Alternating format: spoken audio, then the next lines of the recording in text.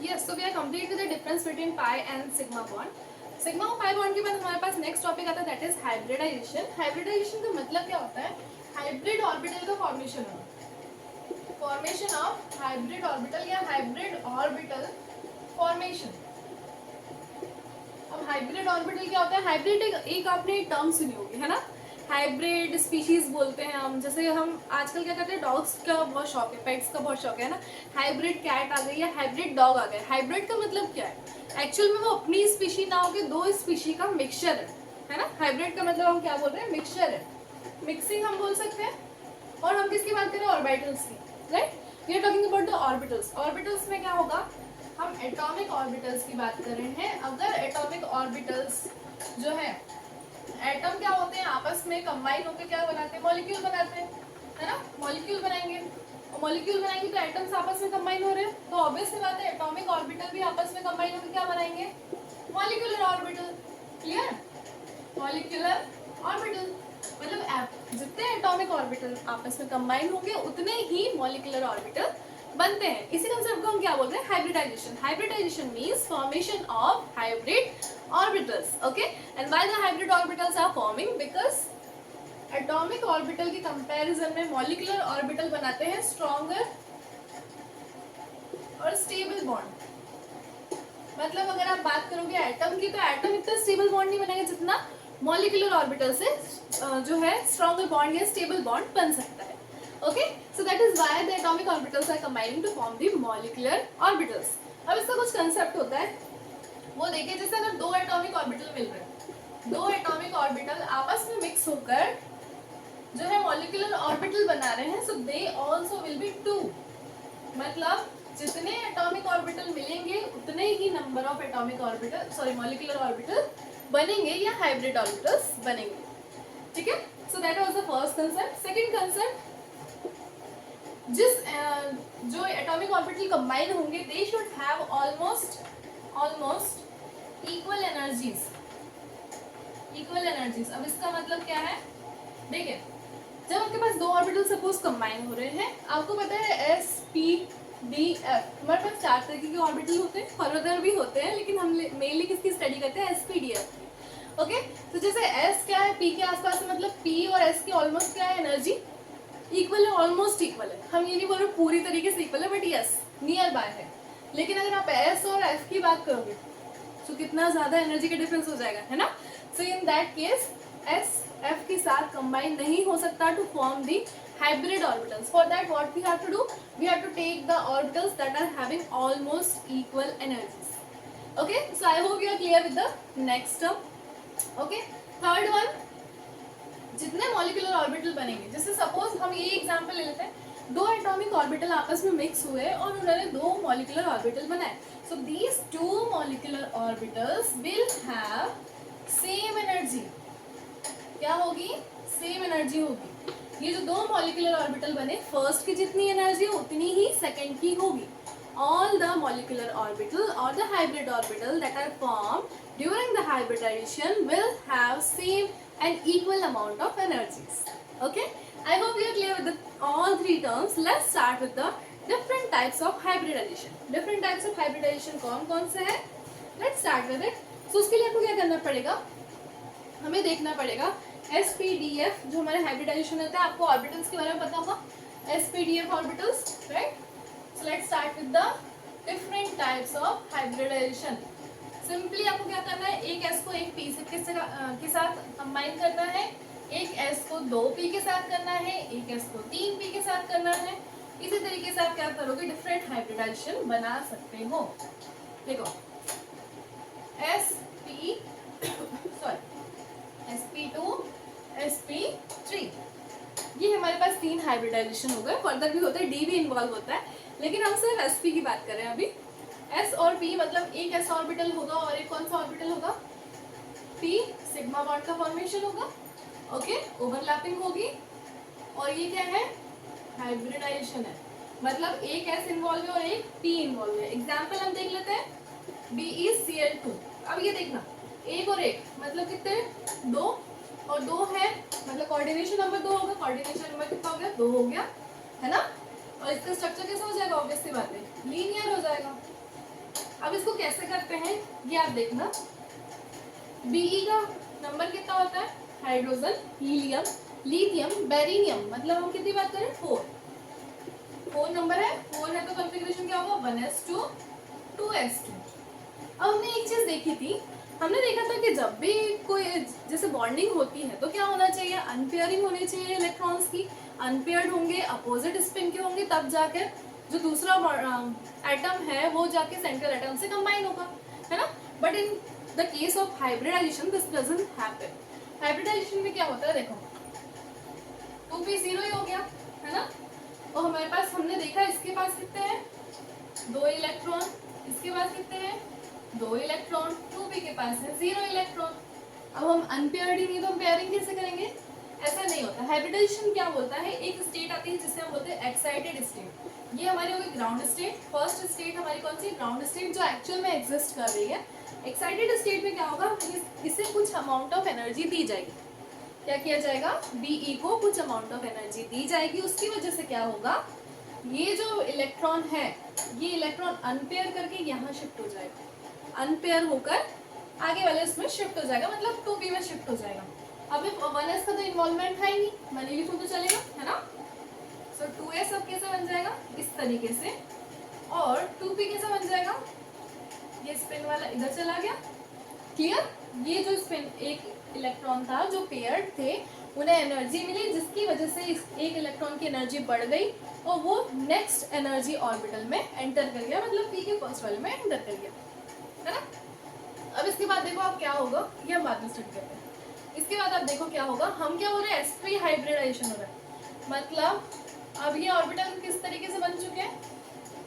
इस तरीके से मैं लिख लूं, सॉरी, py pz, ये s हो गया, ये px हो गया।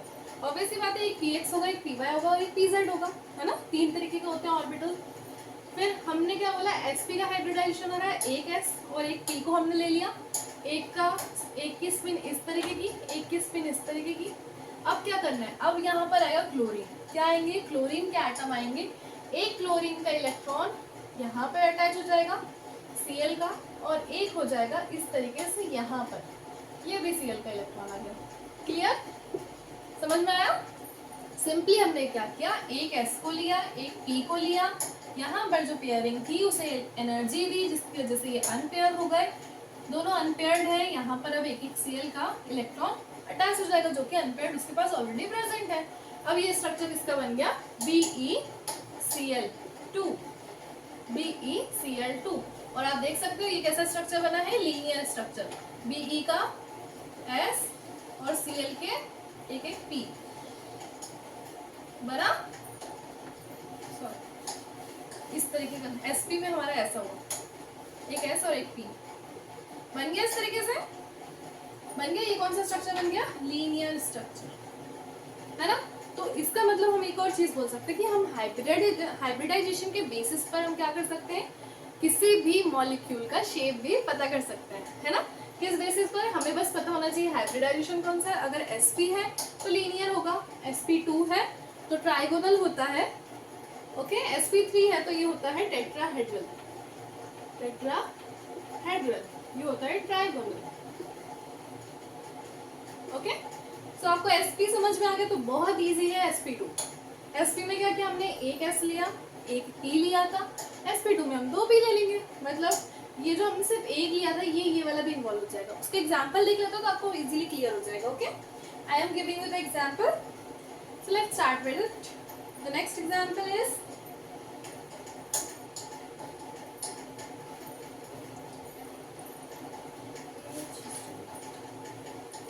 the next example we have to take is for sp2. next example कौन सा ले रहे हैं हम? sp2 के लिए BeCl3। हम next example ले रहे हैं BeCl3। ये BeCl2 था, वो BeCl3 है, मतलब बोरॉन टेट्राक्लोराइड, सॉरी ट्राइक्लोराइड।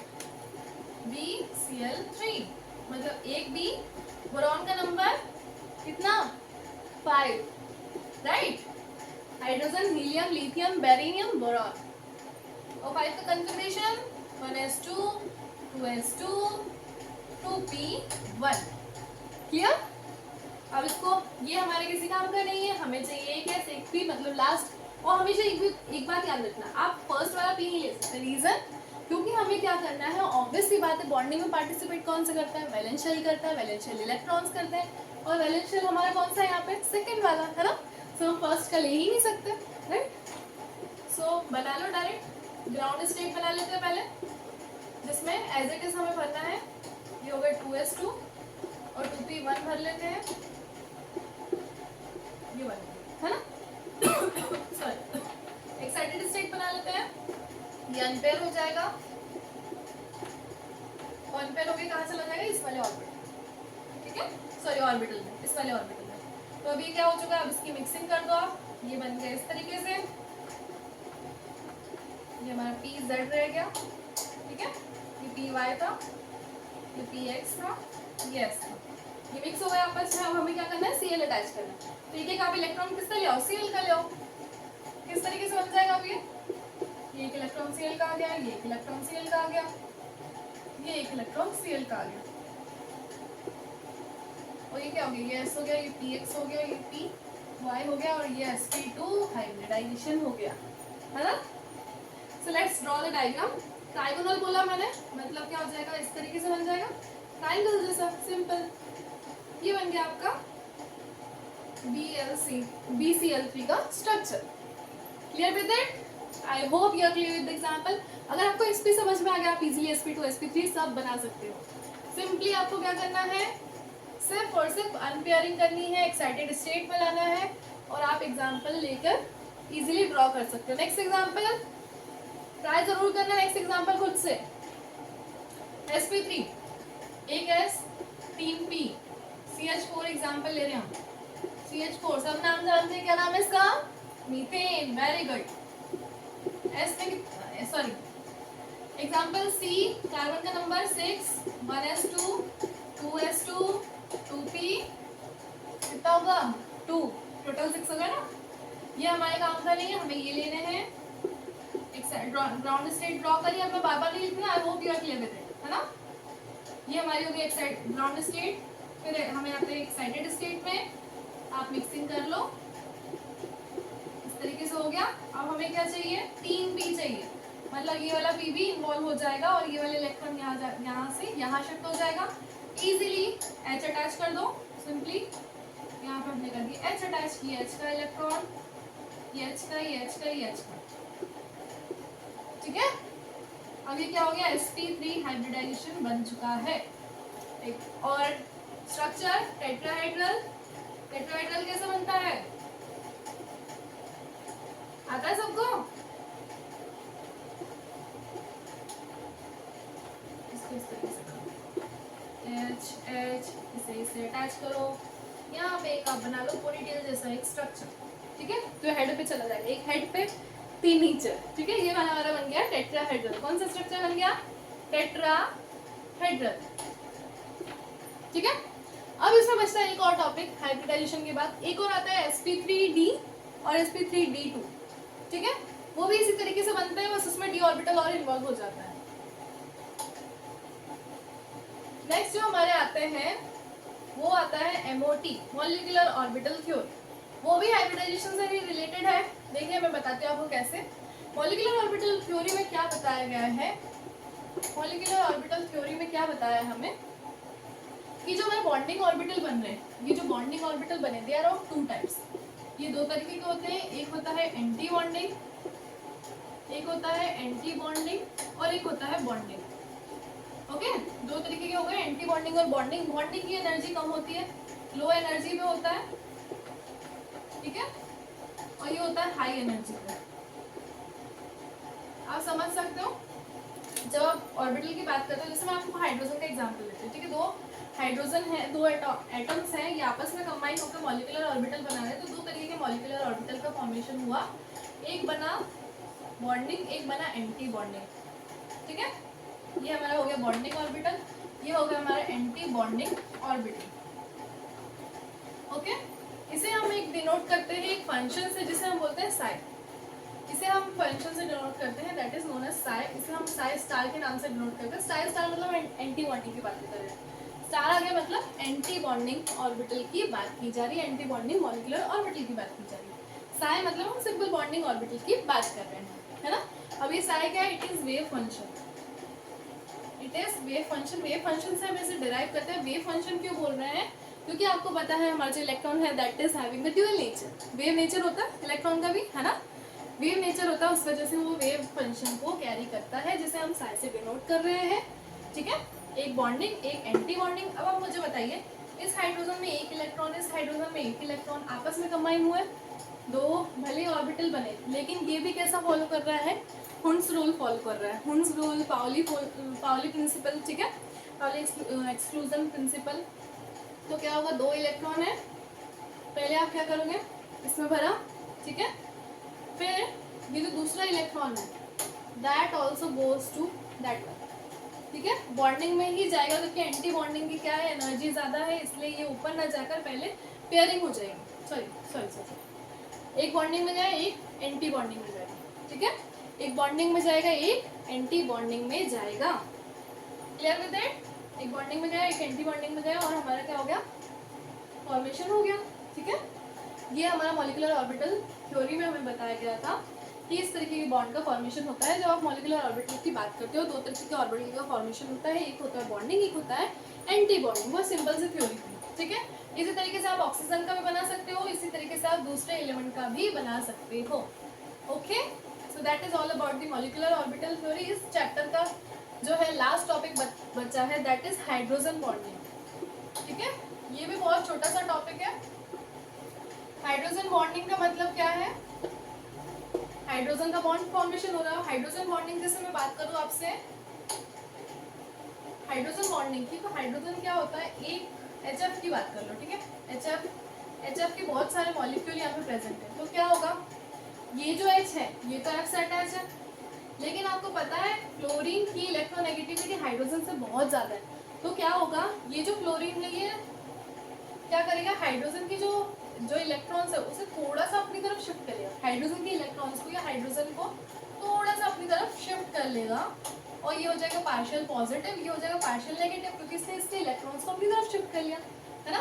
तो ये भी हो गया पार्शियल नेगेटिव, ये हो गया पार्शियल ये हो गया पार्शियल नेगेटिव, ये हो गया पार्शियल पॉजिटिव। हाइड्रोजन पॉजिटिव होगा, क्लोरीन नेगेटिव होगा, क्योंकि वो ऑलरेडी इलेक्ट्रोनेगेटिव है। तो ये जो फॉर्मेशन हुआ ना, ये लिटिल बिट एक अट्रैक्शन हुआ, दोनों के बीच में एक अट्रैक्शन का फॉर्मेशन हुआ, जिसे हम बोल रहे हैं बॉन्ड। और ये कौन सा बॉन्ड है, हाइड्रोजन बॉन्ड।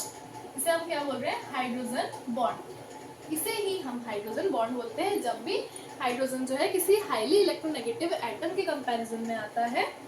तो क्या होता है, हाइड्रोजन के जो मॉलिक्यूल इलेक्ट्रॉन्स है that get shifted little bit towards the more electronegative atom and that results into the formation of a kind of bond that is known as hydrogen bond. Okay, clear with that? अब hydrogen bond में आपको पता होगा दो तरीके के bond होते हैं that is known as intra and inter.